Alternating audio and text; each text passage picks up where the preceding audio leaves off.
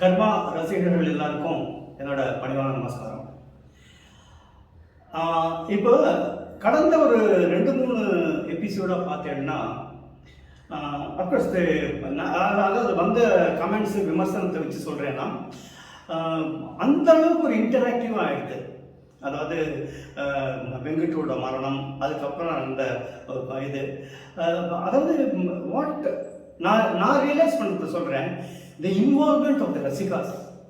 அதாவது நிறைய பேர் வந்து கமெண்ட்ஸ் நிறைய வந்ததுங்கிறது ஒரு பக்கம், எல்லாருக்குமே வந்து ஏதோ அபாரத்தில் ஒரு சம்பவம் நடந்த மாதிரி ஒரு ஒரு ஒரு ஃபீலில் இருக்கா.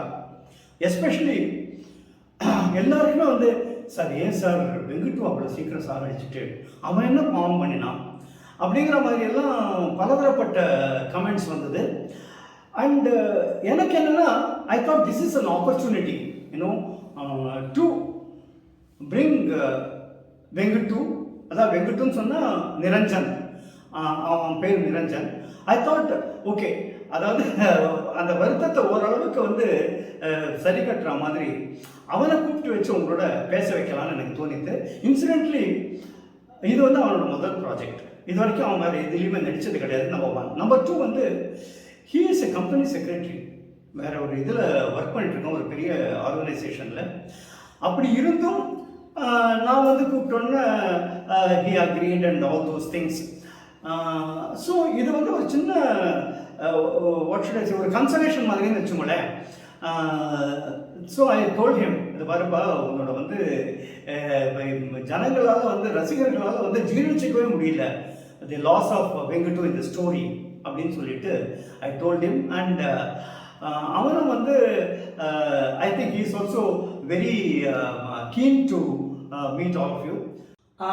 So Venkat, I mean Niranjan, வந்து ஒரு சின்ன ப்ரீஃப் இன்ட்ரோ நான் வந்து ரசிகர்களுக்கெல்லாம் கொடுத்துட்டேன். So now it's all yours. Karma ரசிகர்களுக்கு என்னுடைய நமஸ்காரம். நான் தான் உங்கள் வெங்கட்டு எல்ஐஸ் நிரஞ்சன். February 14, 2021 அது எனக்கு ஒரு இம்பார்ட்டண்ட்டான டேட். அது ஏன் தெரியுமா? அன்னைக்கு தான் நானும் உங்களை மாதிரி ரசிகர் தான். சார் வந்து கர்மா எபிசோட்ஸ் வந்து முதல்ல ஃபேஸ்புக்கில் எல்லா எபிசோட்ஸும் அப்லோட் பண்ணார். இந்த February 14, 2021 அன்னைக்கு நான் வந்து அவர் வந்து அப்லோட் பண்ண எபிசோட்ஸ் எல்லாமே நான் வந்து பார்த்துட்டு அன்னைக்கு வந்து சாருக்கு வந்து ஃபேஸ்புக்கில் மெசேஜ் அனுப்பினேன். இந்த மாதிரி இது ரொம்ப அழகாக எடுத்திருக்கேன், இந்த அக்ரஹாரம் வந்து ரொம்ப அழகாக இருக்குது. கரெக்ட். நீ சொன்னதுக்கு அப்புறம் தான் எனக்கு ஞாபகம் வந்தது. எங்கள் ஆற்றுல நடந்த விஷயங்கள் மாதிரி இருக்குது. இங்கேயும் வந்து 4வது தலைமுறை வந்து அவளோட பூர்வீகத்தை தேடி வரா. அதே மாதிரியே நானும் எங்கள் ஆற்றுல வந்து என்னுடைய பூர்வீகத்தை தேடி போனேன். ஸோ எனக்கும் இதுக்கும் நிறைய சம்பந்தம் இருக்கிற மாதிரி உள்ள எனக்கு ஒரு ஆழ்ந்த ஒரு ஃபீலிங் இருந்தது. அப்போ வந்து நான் சாருக்கு மெசேஜ் அனுப்பினேன். அன்றைக்கே எனக்கு ராத்திரி வந்து சாணக்கியா சார் வந்து கூப்பிட்டார். அது ரொம்ப எனக்கு நம்பவே முடியல. அவர் கூப்பிட்ட போது எனக்கு என்ன பேசுறதுனே தெரியல. அப்புறம் நான் சொன்னேன், சார் நீங்கள் கூப்பிடுறீங்களா, நான் என்ன சார், அப்படியே எனக்கு வார்த்தையே வரல. அப்புறம் சார் அப்பவும் ரொம்ப தன்மையாக சொன்னார், நானும் உன்ன மாதிரி சாதாரண ஆள் தான்ப்பா, ஒன்றும் பிரச்சனை இல்லை, பேசு அப்படின்னேன். நான் டெய்லி வந்து ஒரு ரசிகர்கிட்ட வந்து பேசுவேன், இன்றைக்கி உங்ககிட்ட பேசுகிறேன், அவ்வளோதான் அப்படின்னேன். அப்புறம் அவர் பேசின போது கர்மாவை பற்றிலாம் நிறையா விஷயங்கள் வந்து பேசினேன். அப்புறம் நிரஞ்சன், ஃபஸ்ட்டு நம்மளோட அந்த மீட்டிங் அதெல்லாம் உங்களுக்கு ஞாபகம் இருக்கா? அது எப்படி சார் மறக்க முடியும்? நல்ல ஞாபகம் இருக்கு. ஒரு லிஜெண்ட் என்னை கூப்பிட்டு வந்து நான் உன்னை மீட் பண்ணலாம் அப்படின்னு சொல்லிட்டு வந்து பாட்டி வீடு டி நகரில் வந்து கூப்பிட்டார். அப்போது மீட் பண்ணும்போது எனக்கு ரொம்ப ஷாக்கிங்காக இருந்தது. இவ்வளோ சிம்பிளாக இருக்காரு. நான் நினச்சேன்னா சரி, ஒரு டேரக்டர்னா பெரிய நல்ல கோட் சூட்லாம் போட்டு பயங்கர இதாக இருப்பார் அப்படின்னு நினச்சிட்டு இருந்தேன். ஆனால் பார்த்தா ரொம்ப சிம்பிளாக இருந்தேன். அப்புறம் கேஷுவலாக உட்காந்து நிறைய பேசிகிட்டு இருந்தார். அப்போ வந்து சார் கர்மாக்கு எவ்வளோ வந்து வரவேற்பு வந்திருக்கு, எல்லாரும் எப்படி அவளோட அக்ரஹாரத்தை வந்து நினைவுபடுத்திகிட்டு இருக்கு, அதெல்லாம் வந்து சொன்னார் சார். சொல்லிவிட்டு சார் வந்து உன்னால் நடிக்க முடியுமா, நீ நடிக்கிறியா அப்படின்னு கேட்டார். அதாவது திடீர்னு நான் எக்ஸ்பெக்டே பண்ணல. அவன் ஏதோ சாதாரணமாக பேசுறதுக்கு கூப்பிட்டுருக்கான் அப்படின்னா டக்குன்னு வந்து I think your God of God you know. Actually எனக்கு என்ன சார் நம்மளை பார்த்து கேட்குறாரு, எனக்கு நான் இது வரைக்கும் நடித்ததே இல்லை, திடீர்னு என்ன கேட்குறாரே நான் நினச்சிருந்தேன். கோயின்சிடென்ட்லி அப்போ தான் வந்து ஃபேஸ்புக்கில் சார் எழுதியிருந்தார், நிறையா புது முகங்களை நான் தேடிட்டு இருக்கேன் அப்படின்னு. அப்போ வந்து சார் வந்து திடீர்னு என்ன கேட்டபோது எனக்கு என்ன பண்ணுறதுனே தெரியல. நான் சார்கிட்ட சொன்னேன், இந்த மாதிரி எனக்கு சார் எனக்கு ஒன்றுமே தெரியாது, இதுக்கு முன்னாடி நடிக்க ஒன்றும் இல்லை, எனக்கு ஒன்றும் தெரியாது அப்படின்னு. ஒன்றும் தெரிய வேண்டாம்ப்பா அப்படின்னு அந்த ஒரு கம்ஃபர்ட் எனக்கு கொடுத்துட்டு சரி யோசிச்சு சொல்லுன்னு சொன்னார். ஒரு வாரம் கழித்து சார் திரும்பி கூப்பிட்ட போது நான் யோசிச்சு சொன்னேன், சரி இது வந்து நமக்கு வர ஆப்பர்ச்சுனிட்டி, நம்ம கண்டிப்பாக இது நம்மளால் முடிஞ்சது வந்து பண்ணணும். வர ஆப்பர்ச்சுனிட்டியை விட ஒரு பிராமண சமுதாயத்துக்கு நம்மளோட ஒரு கடமை. இந்த அக்ரஹாரம் போன அக்ரஹாரம் எல்லாரும் அக்ரஹாரத்தை இன்னைக்கு விட்டு போயிட்டா, இன்க்ளூடிங் இன்னும் எங்கள் family.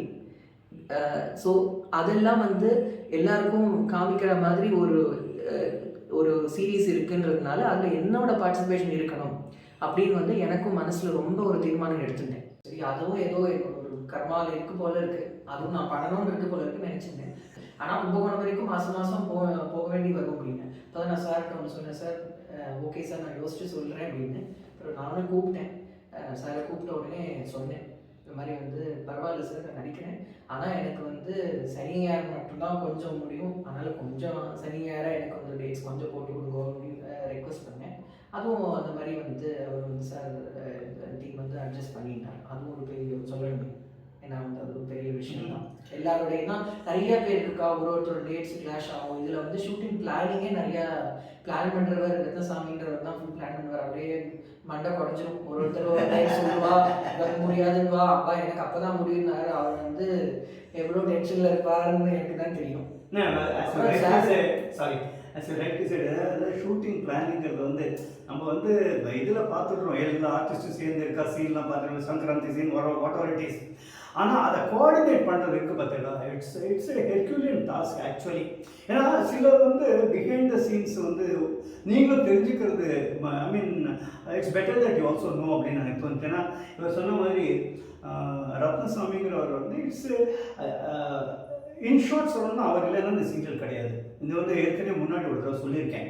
And I feel that due credit should be given like you know இந்த டெக்னீஷியன்ஸை பற்றியெல்லாம் நேற்று சொன்னேன் இல்லையா, அந்த கேமராமேனாக இருக்கட்டும், மேக்கப் மேனாக இருக்கட்டும், அதே மாதிரி he is the backbone Ratnasamy. ஏன்னா அது இந்த இது வந்ததுனால இந்த சொன்னதுனால good that you told about Ratnasamy. ஏன்னா அவர் பிளான் பண்ணி எல்லாரையும் கொண்டு வந்து சேர்க்கறதுனால தான் இது பண்ண முடியுது. அண்ட் இந்த சந்தர்ப்பத்தை வந்து I wish to express my sincere thanks to him also. So yeah, கொரோனானால கொஞ்சம் ஷூட்டிங் அப்படி இப்படி டிலே ஆச்சுருந்தாலும் ஜூலை மாதம் வந்து ஷூட்டிங் வந்து சார் ஸ்கெடியூல் போட்டிருக்கேன்னு சொன்னார். அப்போது வந்து இதில் என்ன ஒரு முக்கியமான விஷயம் என்னென்னா, நான் வந்து ஒரு கம்பெனி செக்ரட்டரியாக வேலை பார்த்துட்டுருக்கேன். இப்போ எனக்கு வேண்டி என்னோடய சீன்ஸ்லாம் வந்து சனி ஞாயிறு வர மாதிரி அப்படியும் வந்து சார் அந்தளவு ஒரு ஃப்ளெக்சிபிலிட்டி எனக்கு வேண்டி வந்து டேட்ஸ் எல்லாம் அட்ஜஸ்ட் பண்ணி கொடுத்துருந்தார். அப்படியாக ஒரு சனி ஞாயிறில் நான் வந்து கோனிராஜபுரம் கிராமத்துக்கு வந்தேன். சரி, அதாவது இந்த ஷூட்டிங்லாம் கன்ஃபார்ம் ஆகிட்டு அவங்க வர சொல்லியாச்சு, எல்லாம் எவ்ரிதிங் வாஸ் டன். ஸோ அது how did you feel about? என்ன ஃபர்ஸ்ட் டைம் நீ நடிக்க போகிறேன் இல்லையா? வந்த உடனே வந்து எனக்கு வந்து முதல்ல எனக்கு ஒரு பயம் இருந்தது. கூட இருக்கிறவாள்லாம் வந்து நமக்கு ஒன்றுமே தெரியாதே, என்ன நினச்சிப்பாரோ, இல்லை சாரே என்னதான் நினச்சிப்பாரோ, ஒன்றுமே தெரியாது அப்படின்னு அந்த ஒரு இன்செக்யூரிட்டி சொல்லலாம், ஒரு பயம்னு சொல்லலாம், ஒரு நடுக்கம் இருந்தது, எப்படி நம்ம பண்ண போகிறோம் அப்படின்னு. அப்புறம் என்னுடைய பெர்செப்ஷன்லாம் வந்து உடைச்சா மாதிரி நான் என்ன நினச்சிட்டு இருந்தேன்னா, எல்லாரும் கூட கூட நடிக்கிறவா எல்லாரும் ரொம்ப பெரியவா, ரொம்ப பெரிய ஆர்டிஸ்ட். இப்போ எனக்கு ஒன்றும் தெரியாது. அப்போ அவள்கிட்ட நான் வந்து எப்படி வந்து சேர்ந்து ஒர்க் பண்ண போகிறேங்கிற ஒரு ரொம்ப கன்ஃபியூஷன் இருந்தது. ஆனால் நான் நினச்சிட்டு இருந்தேன், அவள்லாம் பேசவே மாட்டான், என்கிட்டலாம் பேசவே மாட்டான், யாரும் ஒன்றும் பேசவே மாட்டான், அப்படி தான் நான் நினச்சிட்டு இருந்தேன்.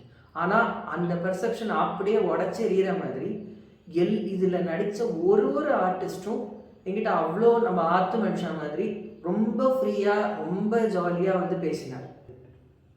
இப்போ முதல் நாள் ஷூட்டிங் வந்தாச்சு, கிராமத்துக்கு வந்தாச்சு எல்லாரும் சேர்ந்து.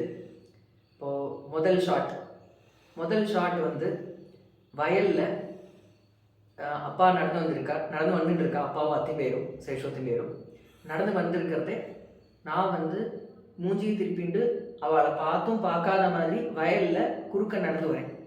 அதுதான் என்னுடைய முதல் ஷாட். இது சொல்கிறதுக்கு ரொம்ப நடந்து வருது அவ்வளோதான் அப்படின்னு நீங்கள் எல்லோரும் நினைப்பேன். ஆனால் அந்த நடந்து வர்றதுல கூட எத்தனை இந்த டேக் எடுத்துட்டேன்னு எனக்கும் சாருக்கும் தான் தெரியும். அந்த ஒரு சீனும் வந்து நடிச்சு காமிப்பார். அப்போ ஃபஸ்ட்டு சீனும் வந்து இந்த வயல் சீன், அது வந்து எப்படி நடக்கணும், கிராஸாக வரணும், மூஞ்சி திருப்பிட்டு போகணும், அதெல்லாம் வந்து சொன்னேன். அந்த காது கூட அந்த காது அப்படி ஒரு ஆக்ஷன் பண்ணோம் அப்படின்னு.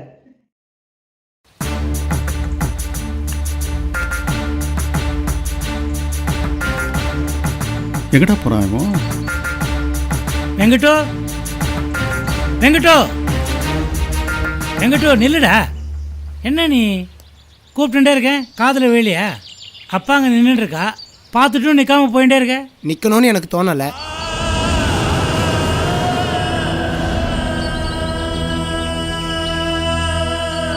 என்னடா பேச்சு ஒரு மாதிரி இருக்கு? எல்லாமே மாறின்னு இருக்கு.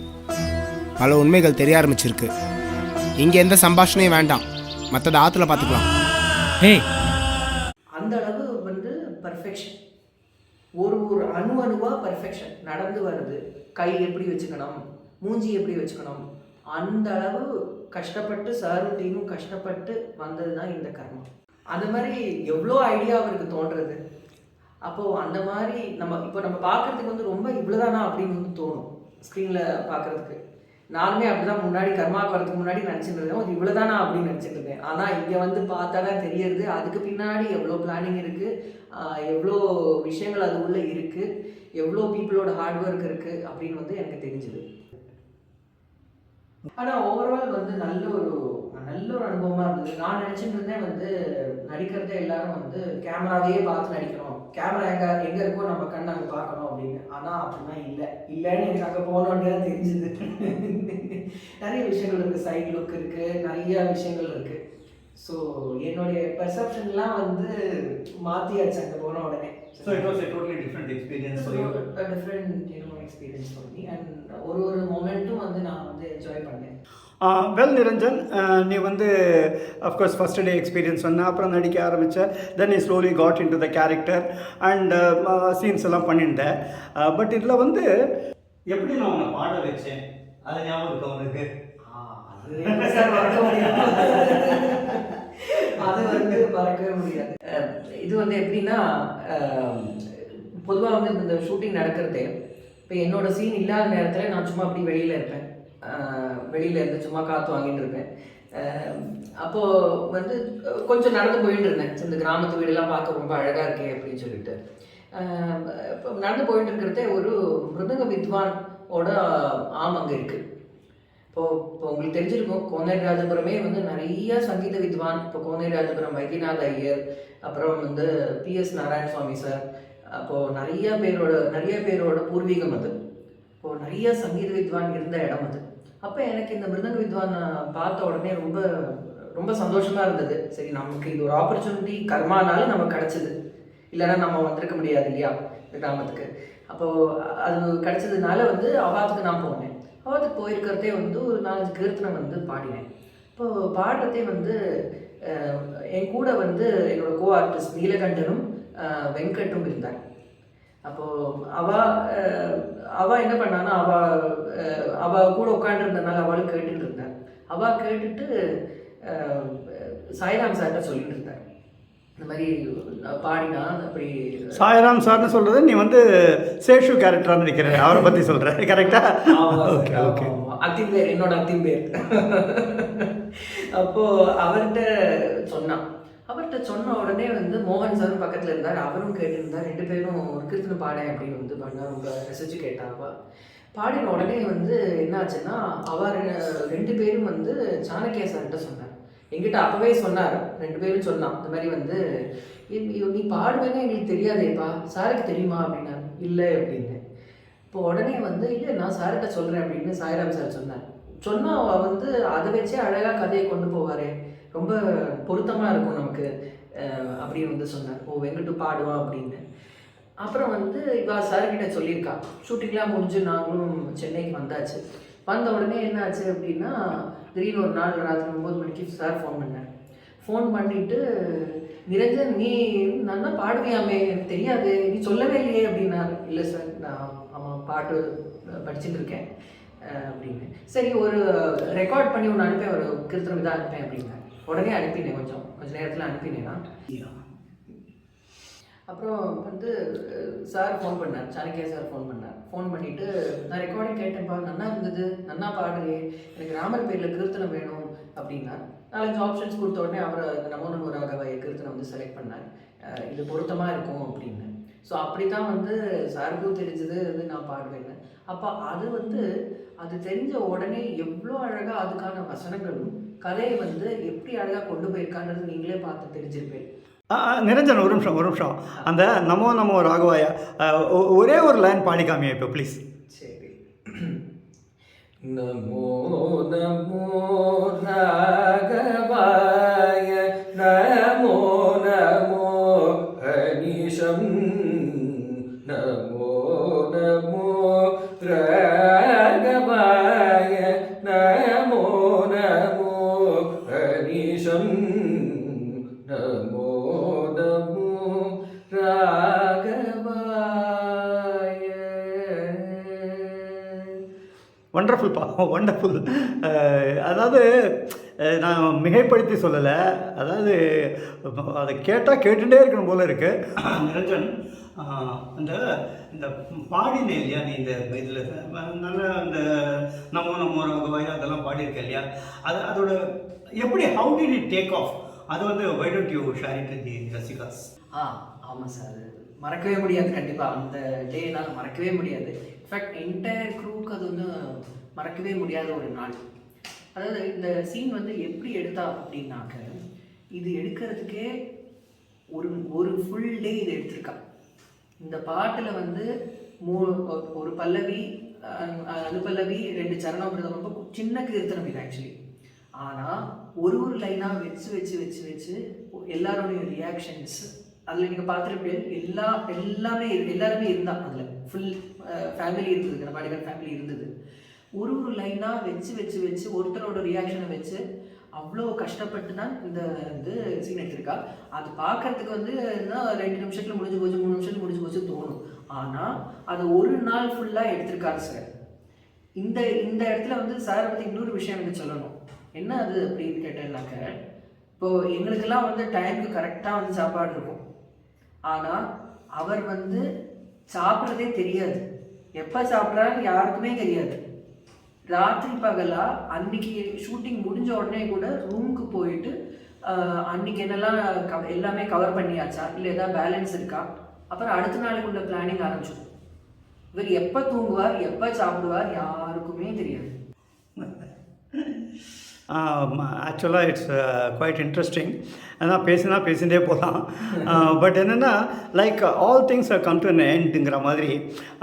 இப்போ வந்து அந்த ஸ்டோரியை பொறுத்த வரைக்கும் எஸ், இந்த கேரக்டருக்கு ஒரு ஃபினிஷ் நான் கொடுத்தாகணும். ஆனால் என்ன ஆச்சுன்னா, இப்போ நீயே பார்த்துருப்பேன், இந்த 46 and 47 எபிசோட் பார்த்தோன்னா எல்லாரும் அவ்வளோ வந்து தே ஸ்டார்டட் ஃபீலிங், இன்னும் ஐயோ என்ன சார் இவ்வளோ சின்ன வயசில் இப்படி பண்ணிட்டேலே, அதாவது ஏதோ ஆற்றுல நடக்கிற மாதிரி ஒரு ஃபீலிங் எல்லாருக்கும். And that is one of the reasons why I thought ஒன்றை வந்து ரசிகர்களுக்கு வந்து அறிமுகப்படுத்தணும் ஆஸ் நிரஞ்சன் அப்படின்னு நான் டிசைட் பண்ணதுக்கு காரணமே அதுதான். சாதாரணமாக வந்து மற்ற சினிமாவோ சீரியலோ ஒரு மரணத்தை வந்து எப்படி எடுப்பான்னு உங்களுக்கு நீங்களே எல்லாரும் பார்த்து தெரிஞ்சுட்டு இருப்பீங்க. ஆனால் அதுலேருந்து இது வந்து ரொம்ப வித்தியாசமாக இருந்தது. முதல்ல நானும் நினச்சேன் அந்த மரணம்னா இதெல்லாம் ரிச்சுவல்ஸ்லாம் பண்ணுற மாதிரி ஒரு மாதிரி எடுப்பா அப்படின்னு நான் நினச்சிட்டு இருந்தேன். ஆனால் அங்கேயும் தான் வந்து சார் வந்து ஸ்பெஷாலிட்டி ப்ரூவ் பண்ணியிருக்காரு.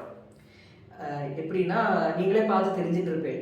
அழகாக ஜோதியில் ஐக்கியம் மாற மாதிரி பாடிண்டே மூச்சு நின்று போயிடும், திடீர்னு மூச்சு நிற்கிறது, அப்படியே ஜோதியில் ஐக்கியம் மாற மாதிரி அதை கொண்டு போயிட்டார். வித்தவுட் எந்த ஒரு ஆர்ப்பாட்டமும் இல்லை, வேறு மற்ற சீனெல்லாம் வந்து காமிக்கிறதும் இல்லாமல் அழகாக அந்த கதையை கொண்டு போனான். அதில் வந்து எனக்கு இன்னும் புதுசாக ஒரு இது தெரிஞ்சது. இந்த மாதிரிலாம் சீன் எடுக்கிறதே வந்து சார் வந்து சொன்னார், அப்புறம் நீ சிரிச்சுட்டே எழுந்து வாப்பா அடுத்த ஒரு ஷார்ட் எடுத்துக்கலாம் அப்படின்னு. அப்போ தான் எனக்கே சார்கிட்ட கேட்டேன், என்ன சார் இப்படிலாம் இருக்குமா அப்படின்னு. ஆமாம், ஒரு கேரக்டரோட டெத் சீன் வந்து எடுத்தாக்க அந்த பர்சன் யார் நடிக்கிறாரோ அவள் சிரிச்சுட்டே அடுத்த ஒரு ஷார்ட் எடுப்போம். அது சும்மா நாங்கள் வச்சுப்போம், ஒரு சென்டிமெண்டலாக எடுத்துப்போம். இதுதான் வந்து இது ரூல் அப்படின்னார். How was your overall experience? என்னுடைய ஓவரால் எக்ஸ்பீரியன்ஸ் வந்து அது கர்மாவில் நுழைஞ்சது என்னோட கர்மம், அவ்வளோதான் சொல்ல முடியும். வேறு எதுவுமே எனக்கு சொல்கிறதுக்கு இல்லை.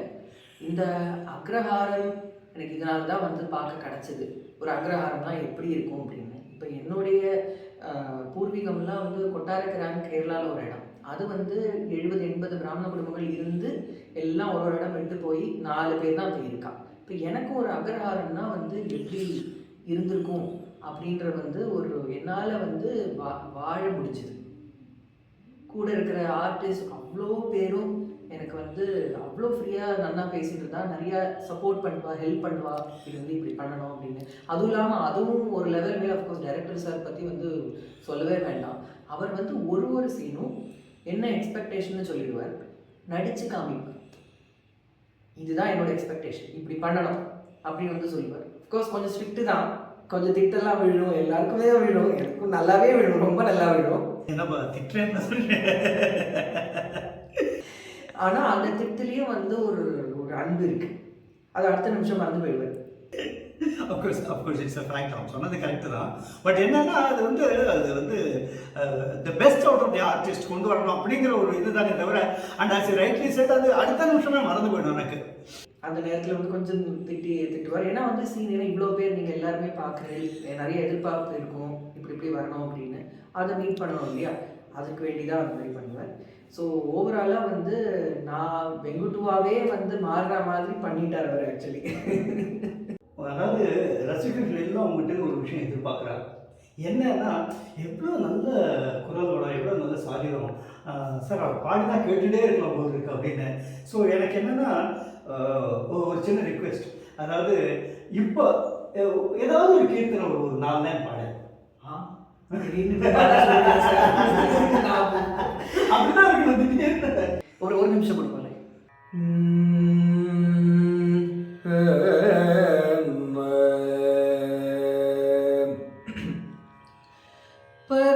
பராசக்தி ஜனனி பராசக்தி ஜனனி அம்ப பராசக்தி ஜனனி அம்ப பராசக்தி ஜனனி எம்மை பரிபாலனை புரி பர்வத குமாரி பராசக்தி ஜனனி எம்மை பரிபாலனை புரி பர்வத குமாரி பராசக்தி ஜனனி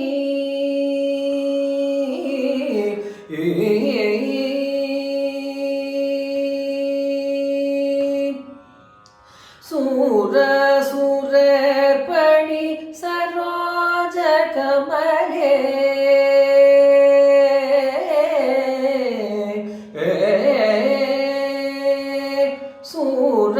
சூரர் பணி சரோஜ கமலே சூரர் பணி சரோஜ கமலே சுந்தர சரணாபுஜம் நம்பினோ சூரர் பணி சரோஜ கமலே சுந்தர சரணாபுஜம் நம்பினோ பராசக்தி ஜனனி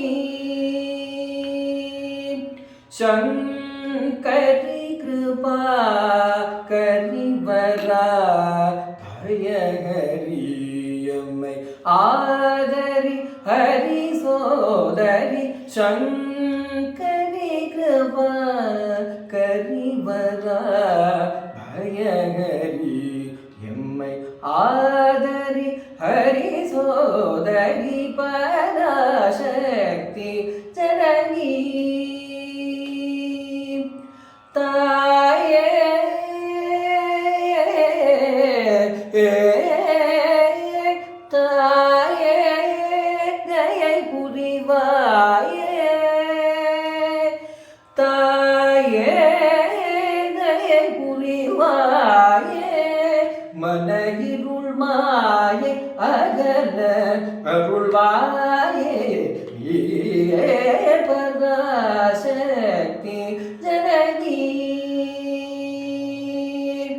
घोरमहिष संहारिणी घोरमहिष संहारिणी श्यामलरूपिणी सिंहवाहिनी घोरमहिष संहारिणी श्यामलरूपिणी सिंहवाहिनी महेश्वरी पराशक्ति जननी जननी जननी.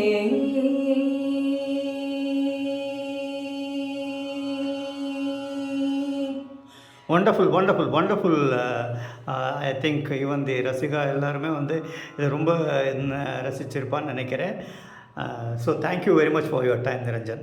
இந்த வீடியோவை நீங்கள் பார்த்துட்டு இருக்கிற ரசிகா எல்லாரும் உங்களுக்கே தெரியும் இது ஒரு அக்ரஹார பேஸ் பண்ணிட்டுள்ள ஒரு கதை தான் அப்படின்னு. அடுத்த ஜென்ரேஷனுக்கும் அவாவா எந்த அக்ரஹாரம் பூர்வீகம் எல்லாம் கண்டிப்பாக தெரியணும்.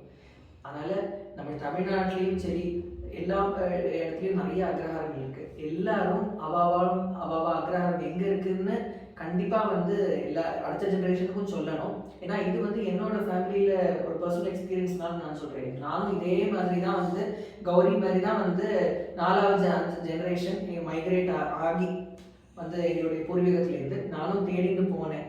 ஸோ அதனால தான் எனக்கு இதில் இன்னும் ரொம்ப இன்வால்வ் ஆக முடியாது. இதை பார்க்குறவா எல்லாருமே வந்து அவாவா அக்ரஹாரம் வந்து நீங்கள் பேர் கூட யூடியூப் கமெண்ட்டில் போடுங்க. எல்லாருக்கும் தெரியட்டும் அக்ரஹாரம்னா என்னன்னு எல்லாருக்கும் தெரியட்டும்.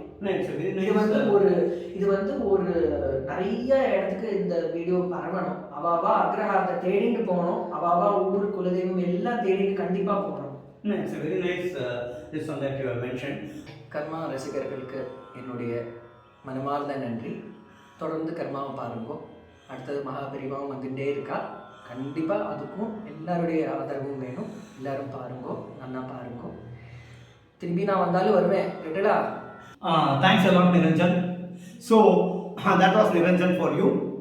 And இந்த அளவுக்கு எங்களுக்கு ஆதரவு கொடுத்துட்டு இது சப்போர்ட் பண்ணிட்டு இருக்கிற உங்கள் எல்லாருக்கும் என்னோட மனமார்ந்த நன்றியை தெரிவிச்சுக்கிறேன். அதே மாதிரி ஒவ்வொரு இதுலேயும் எபிசோட்லையும் சொல்கிற மாதிரி மறக்காமல் வந்து இந்த யூடியூப் சேனல் என்னோட யூடியூப் சேனல் ஃபாஸ்ட் ஃப்ளிக்ஸுக்கு சப்ஸ்கிரைப் பண்ணுங்க. ஏன்னா யூடியூப்பில் என்ன சொல்கிறாங்கன்னா திரும்ப நீங்கள் ரிப்பீட் பண்ணிகிட்டே இருக்கும். ஏன்னா சப்ஸ்கிரைபர் பேஸ் இன்க்ரீஸ் தான் வியூவர்ஷிப் இன்க்ரீஸ் ஆகும். அண்ட் அதோட மெயின் பர்பஸே என்னன்னா எந்த அளவுக்கு எல்லாத்தையும் வந்து இதை கொண்டு போய் சேர்க்க முடியுமோ அந்த அளவுக்கு சேர்க்கணும் அப்படிங்கிறது தான். So once again I request all of you. அதை சப்ஸ்கிரைப் பண்ணவா வந்து அதை ஷேர் பண்ணுங்க மற்றவங்களோட. அண்ட் சப்ஸ்கிரைப் பண்ணாதவா தயவு செஞ்சு சப்ஸ்கிரைப் பண்ணுங்க. அண்ட் இந்த இவ்வளோ நேரம் வந்து பொறுமையாக பார்த்ததுக்கு என்னோட மனமார்ந்த நன்றி நன்றி நன்றி.